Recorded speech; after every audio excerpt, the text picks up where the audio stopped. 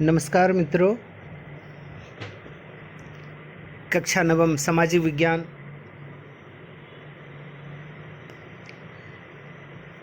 Civics की ये प्रथम चैप्टर है, क्योंकि फर्स्ट चैप्टर को हटा दिया गया है। तो हम लोग शुरू करते हैं ये अध्याय। उम्मीद है इस बार भी आपका हमें भरपूर सहयोग मिलेगा। आपने जिस भारी संख्या में इसको सब्सक्राइब किया है, मेरी प्रत्येक वीडियो को लाइक करते हैं, मैं बहुत अपने आप को खुशनसीब मानता हूँ। और आप लोग अपना प्यार सहयोग बनाए रखिए। शुरू करते हैं प्रथम अध्याय, जिसका नाम है लोकतंत्र क्या, लोकतंत्र क्यों। इस पाठ में पढ़ेंगे कि लोकतंत्र क्यों आवश्यक है। हालांकि प्रथम पाठ जिसको हटा दिया गया है, पाठ से सिलेबस से हटा दिया गया है, तो इसमें कहा गया है कि लोकतंत्र है क्या। ऑगस्टे पिनोशे जो चिली के तानाशाह थे, तो उनके शासन से पहले का और उसके बाद का शासन लोकतांत्रिक कहा गया। फिर पोलैंड में कम्युनिस्ट शासन के समाप्ति के बाद जो शासन व्यवस्था आई वो लोकतांत्रिक थी। फिर घाना में एनक्रूमा के शुरुआती दौर की जो सरकार थी उसको लोकतांत्रिक कहा गया। तो हम लोग इस प्रकार हम लोग कह सकते हैं कि सरकार मुख्य रूप से दो प्रकार की होती है। एक तो लोकतांत्रिक सरकार, दूसरा है गैर लोकतांत्रिक सरकार। यानी अलोकतांत्रिक सरकार में साम्यवादी सरकार, सैनिक शासन, राजतांत्रिक सरकार, ये सभी आते हैं। और लोकतांत्रिक सरकार ये सबसे बेहतरीन शासन है। तो अब हम लोग लोकतंत्र के परिभाषा की बात करें तो यहाँ पर देखिए पाठ में क्या हो रहा है। इस चैप्टर में अब अपने टीचर अपने स्टूडेंट्स के बीच डिस्कशन कर रही हैं। तो यहाँ पर डेमोक्रेसी का क्या अर्थ है। तो लोकतंत्र की सामान्य परिभाषा है, लोगों के शासन को ही लोकतंत्र कहते हैं। यानी वह शासन व्यवस्था जो किसके लिए है, लोगों के लिए है, उसे क्या कहते हैं, लोकतंत्र कहते हैं, है ना। एक बार फिर से परिभाषा कर लेते हैं। तो लोकतंत्र शासन का वह रूप है, बहुत अच्छी परिभाषा दी हुई है। लोकतंत्र शासन का ऐसा रूप है जिसमें शासक का चुनाव लोग करते हैं।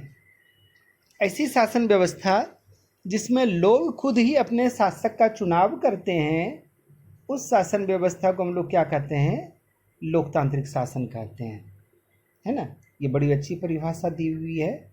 तो इसमें इसका मतलब ये है कि लोकतंत्र में सर्वोपरि कौन है, सर्वोपरि है जनता, जो शासक का भी क्या करती है, चुनाव करते हैं। दूसरे शासन में हम लोग शासक को नहीं चुन सकते हैं, उसमें अपनी मर्जी नहीं चलती है ना।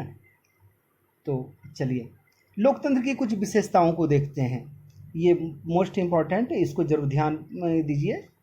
तो लोकतंत्र शासन का वह रूप है जिसमें जनता शासकों का चुनाव करती है ना। तो इसकी विशेषताओं को देखते हैं। इसकी पहली विशेषता है, प्रमुख फैसले निर्वाचित नेताओं के हाथों होने चाहिए। अब पाकिस्तान की बात, हालांकि पाकिस्तान में जिस समय ये बुक लिखा गया था उस समय सैनिक शासन था। तो पाकिस्तान में उस समय सैनिक तानाशाह परवेज मुशर्रफ का शासन था, जिन्होंने 1999 में लोकतांत्रिक सरकार को पलटकर अपना सैनिक शासन स्थापित किया था। तो ये परवेज मुशर्रफ को जनता ने नहीं चुना था, ये खुद ही अपनी ताकत के बल पर आए थे। तो और इन्होंने क्या किया, बहुत सारी गड़बड़ी की और ये काफ़ी सारे फेरबदल किए शासन में और अपने मन मुताबिक शासन किया। तो लोकतांत्रिक शासन में प्रमुख फैसले, जो भी फैसले लेते हैं तो कौन, जनता के प्रतिनिधि लेते हैं। लेकिन परवेज मुशर्रफ ये जनता के प्रतिनिधि नहीं थे, ये खुद ही ताकत के बल पर अपने सेना का प्रयोग करके ये आए थे इसलिए इसको हम लोग लोकतांत्रिक, जनता ने नहीं चुना था, इसलिए परवेज़ मुशर्रफ की सरकार लोकतांत्रिक सरकार नहीं है।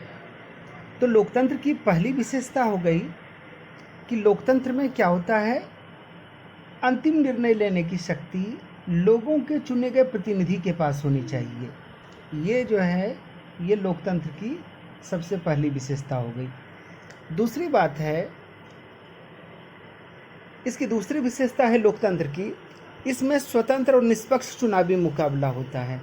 तो इसमें देखिए चीन की बात है, चीन में क्या हो रहा है कि यहाँ पर भी 5 साल के बाद चुनाव होते हैं, लेकिन यहाँ पर स्वतंत्र मुकाबला नहीं होता है। यहाँ पर मुख्य एक पार्टी है चीनी कम्युनिस्ट पार्टी, इससे अनुमति लेनी होती है और जिसको ये पार्टी अनुमोदित कर देती है वही चुनाव लड़ सकता है और वही जीतता भी है। तो यहाँ पर स्वतंत्र चुनावी मुकाबला नहीं होता है, तो इसलिए इसको लोकतंत्र नहीं कहेंगे। फिर मेक्सिको की भी बात करें तो यहाँ पर भी क्या होता है, 6 साल के बाद राष्ट्रपति बनते हैं, लेकिन हर बार यहाँ की जो मुख्य पार्टी है, एक बड़ी पार्टी, ये गलत सलत तरीके अपना करके क्या करती है, सत्ता में आ जाती है। तो इस प्रकार के शासन को भी हम लोग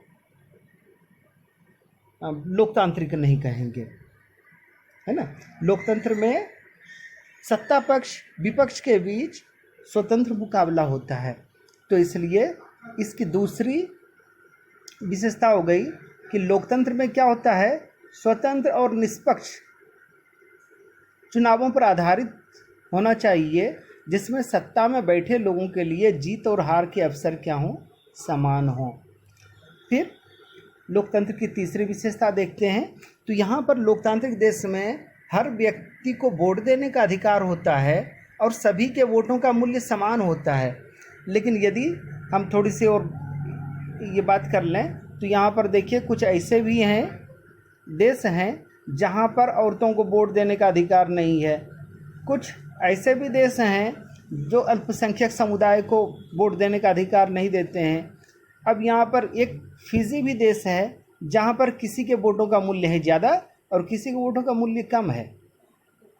तो लोकतंत्र की एक विशेषता हो गई कि लोकतंत्र में हर वयस्क नागरिक को के वोटों का एक मूल्य होना चाहिए और सभी के वोटों का मूल्य क्या होना चाहिए, समान होना चाहिए। तो ये लोकतंत्र की ये बड़ी विशेषता हो गई। उसके बाद चलते हैं, एक लोकतांत्रिक देश में कानून का राज होता है। जिम्बाब्वे में लगातार चुनाव होते हैं और यहाँ पर सिर्फ रॉबर्ट मुगाबे ही लगातार जीतते आए हैं। तो ये इस प्रकार के इसको हम लोग लोकतांत्रिक नहीं कह सकते हैं। लोकतांत्रिक देश में कानून का शासन चलता है और जनता के अधिकारों का सम्मान किया जाता है। तो यहाँ पर देखिए लोकतंत्र की एक महत्वपूर्ण विशेषता हो गई कि एक लोकतांत्रिक सरकार संवैधानिक कानूनों और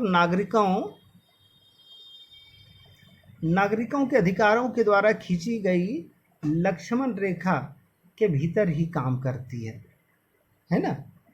तो लोकतांत्रिक देश में क्या होता है, अधिकारों का सम्मान होता है और जनता को अधिकार दिए जाते हैं। तो ये सभी लोकतंत्र की ये सभी प्रमुख विशेषताएं थी। लगभग हम लोग पाठ के बीचों बीच आ चुके हैं।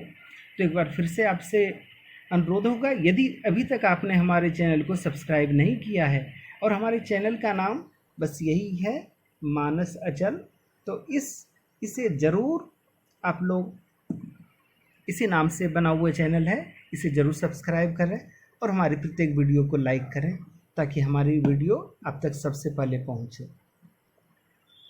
आगे बढ़ते हैं।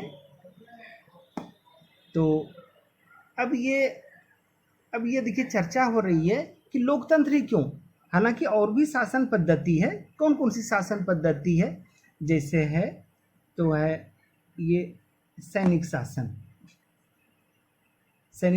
है, फिर राजतंत्र है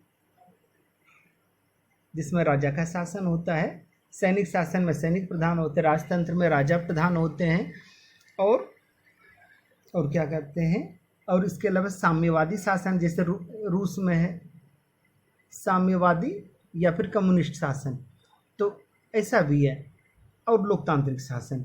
तो ये सभी शासन पद्धति है, लेकिन कहते हैं सबसे बेहतर पद्धति कौन सी है, ये लोकतंत्र ही है ना।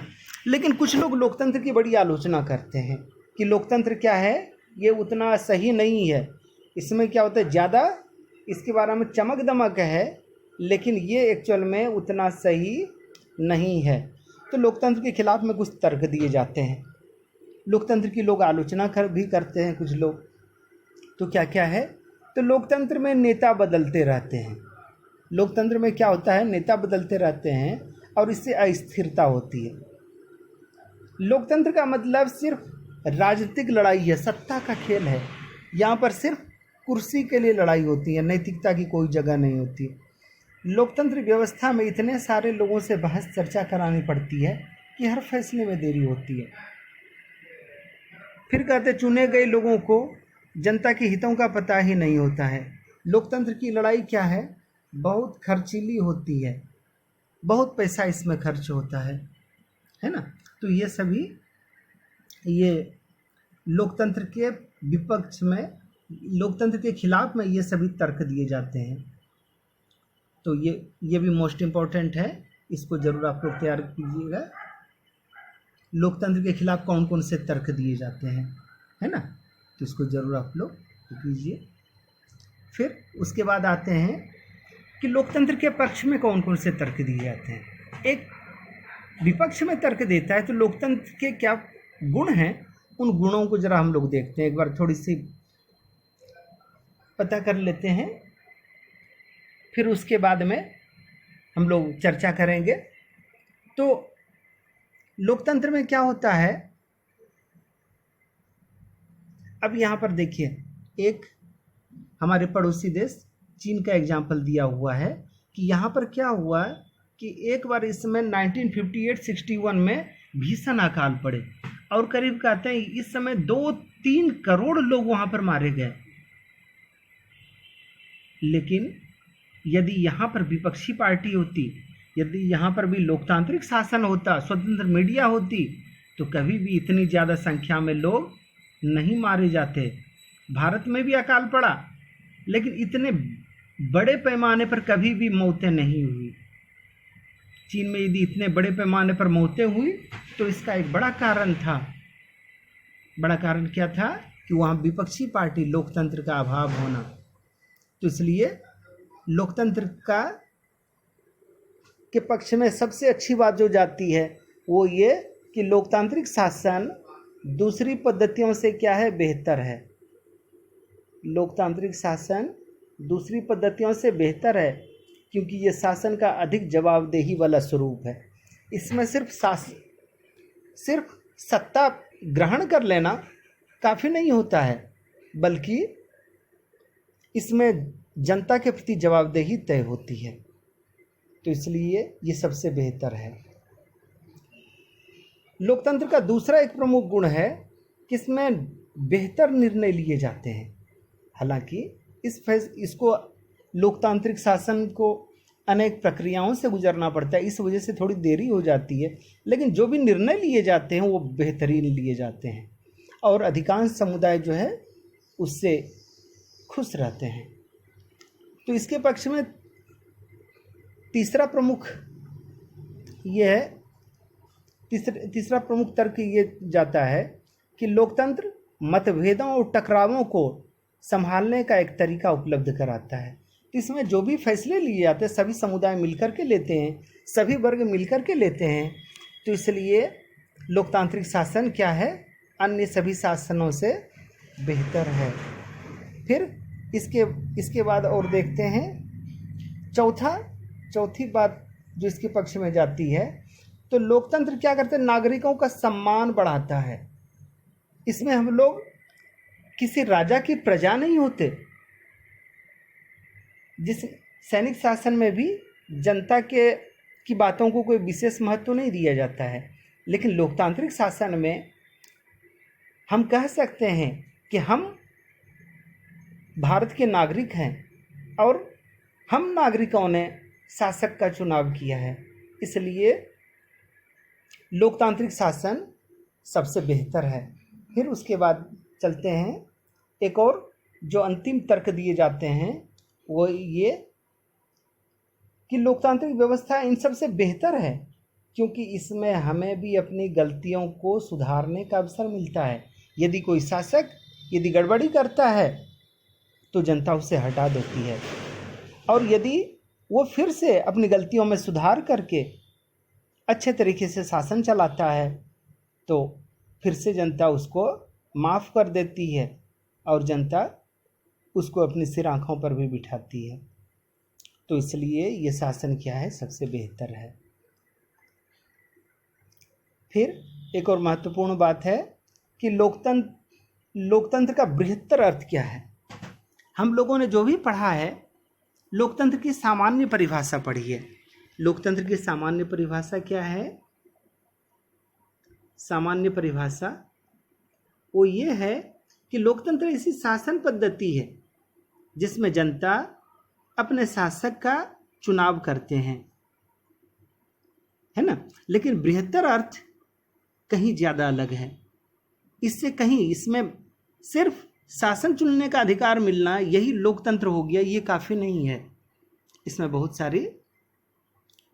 सारी बातें भी होती है, जैसे क्या क्या होना चाहिए लोकतंत्र में। तो लोकतंत्र में, आधुनिक लोकतांत्रिक शासन में क्या होना चाहिए, हर बात के लिए सभी बैठे ये जरूरी नहीं है ना। तो इसके लिए लोकतांत्रिक शासन होने के लिए कुछ बातें जरूरी होती है। मतलब ये, इसमें परिवार को भी लोकतांत्रिक होना पड़ेगा। परिवार में जो भी फैसले लिए जाएं तो वो मिल बैठ करके लिए जाएं, है ना। तभी हम लोग अपने आप को ये लोकतांत्रिक देश कह सकेंगे। फिर कक्षा को भी लोकतांत्रिक होना पड़ेगा। ऐसा नहीं कि टीचर जो है अपनी मन मर्जी से मेरी आवाज के बिना पत्ता तक नहीं हिल सकता है। तो ऐसे क्लास को पसंद नहीं किया जाता है। क्लास को भी लोकतांत्रिक होना पड़ेगा। फिर पार्टी को भी लोकतांत्रिक होना पड़ेगा। ऐसा नहीं कि सारे फैसले जो है प्रमुख हेड ऑफ द पार्टी लें, तो ये जरूरी नहीं है ना। इसके अलावा सभी नागरिकों को क्या चाहिए, नागरिकों को सूचना का अधिकार, बहुत सारी बात होनी चाहिए। एक लोकतांत्रिक देश तभी वो सच्चे अर्थों में लोकतांत्रिक हो जाएगा जब यहाँ पर कोई भी भूखा पेट नहीं रहेगा और लोकतांत्रिक प्रक्रिया में सभी की समान भागीदारी होगी, सभी वर्गों की समान भागीदारी, हिस्सेदारी होगी, और तभी वो सच्चे अर्थ में लोकतंत्र है। व्यापक लोकतंत्र के लिए जनता को कुछ अधिकार देने पड़ेंगे, है ना। जैसे बुनियादी बेसिक उसको ये एजुकेशन मिलना होना चाहिए, कुछ जो मिनिमम रिसोर्सेज हैं वो ज़रूर मिला होना चाहिए, है ना। जिसके बारे में, जिन विशेषताओं के बारे में हम लोगों ने अभी थोड़ी देर पहले पढ़ा है, तो क्या है, वो लोकतंत्र की न्यूनतम शर्तें हैं। व्यापक अर्थों के लिए विभिन्न संस्थाओं को भी लोकतांत्रिक होना पड़ेगा, देश से गरीबी को खत्म करना पड़ेगा, देश के नागरिकों को बुनियादी अधिकार देने पड़ेंगे, तभी देश सच्चे अर्थ में लोकतांत्रिक हो पाएगा। और ये लोकतंत्र का बृहत्तर और व्यापक अर्थ होगा। तो इसमें भी देखिए कुछ क्वेश्चन आंसर दिए हुए हैं, लेकिन ये इतने इम्पोर्टेंट है नहीं। तो इसलिए हम चाहेंगे कि आप लोग क्या करें, आप लोग ये पार्ट वाले ही जो क्वेश्चन आंसर हैं उन्हीं क्वेश्चन आंसर को लिखिए। सबसे पहले लोकतंत्र क्या है, जो प्रश्न है लोकतंत्र क्या है, तो लोकतंत्र ऐसी शासन पद्धति है जिसमें जनता खुद ही अपने शासक का क्या करती है, चुनाव करती है। फिर दूसरा प्रश्न होगा, पहला हो गया लोकतंत्र की परिभाषा लिखें। दूसरा नंबर होगा लोकतंत्र के विपक्ष में और पक्ष में लोकतंत्र के विपक्ष और पक्ष में क्या तर्क दिए जाते हैं। तो विपक्ष में कौन कौन से तर्क दिए जाते हैं, इसको हम लोगों ने देखा है ना। लोकतंत्र के खिलाफ में देखिए तर्क कौन कौन से दिए जाते हैं, है ना। तो ये सभी है, लोकतंत्र के खिलाफ में तर्क दिए जाते हैं। फिर लोकतंत्र के पक्ष में कौन कौन से तर्क दिए जाते हैं, तो हम लोगों ने 3-4 तर्कों के बारे में पढ़ा है। तो ये देखिए, ये लोकतंत्र के पक्ष में कौन कौन से तर्क दिए जाते हैं। ये पहला, दूसरा, तीसरा, चौथा और एक और 5वां भी है इधर। ये हो गया, ये 5वां हो गया। तो ये है। फिर है कि लोकतंत्र का व्यापक अर्थ क्या है। तो ये लोकतंत्र का व्यापक अर्थ ये यहाँ पर दिया हुआ है, सिर्फ शासक चुनने का अधिकार ही ये नहीं है। इसके लिए क्या होना चाहिए, सभी कक्षा को भी लोकतंत्र हमारे व्यवहार में होना चाहिए, परिवार को भी लोकतांत्रिक होना पड़ेगा। और व्यापक लोकतंत्र बनाने के लिए देश से गरीबी को मिटाना होगा, सभी को पेट भरा होना चाहिए और लोगों के पास बुनियादी ज़रूरतों को पूरा करने के साधन होना चाहिए, तभी देश क्या हो पाएगा, लोकतांत्रिक हो पाएगा। तो ये था हमारा पाठ और इसके साथ ही हमारा ये पाठ समाप्त होता है। उम्मीद है आपको ज़रूर आनंद आया होगा। और यदि आपने हमारे चैनल को अभी तक सब्सक्राइब नहीं किया है, लाइक नहीं किया है, तो ज़रूर करें। और अपने हमारे छात्र तो ज़रूर करें, और ताकि हम ज़्यादा से ज़्यादा जानकारियाँ आप तक पहुँचाते रहें। और अपने संबंधियों से भी कहें सब्सक्राइब करने को। धन्यवाद और आपका दिन मंगलमय हो और खुश रहें, स्वस्थ रहें, मस्त रहें, व्यस्त रहें अच्छे कार्यों में। धन्यवाद।